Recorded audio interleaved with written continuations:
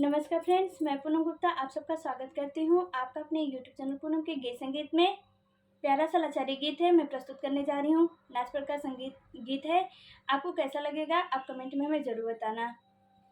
वही बगिया में बकरी चरावे गोरी, वही बगिया में बकरी चरावे गोरी, चरावे गोरी हो चरावे गोरी, चरावे गोरी हो चरावे गोरी, वही बगिया में बकरी चरावे गोरी, वही बगिया में बकरी चरावे गोरी।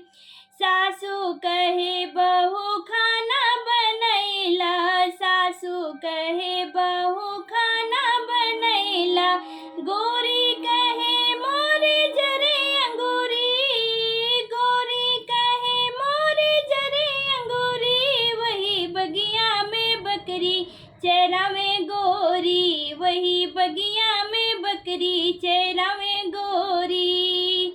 जेठनी कहे छोटी पानी भरी लावा, जेठनी कहे छोटी पानी भरी लावा, गोरी कहे मुँह से फूटी गगरी, गोरी कहे मुँह से फूटी गगरी, वही बगिया में बकरी चरावे गोरी, वही बगिया में बकरी चरावे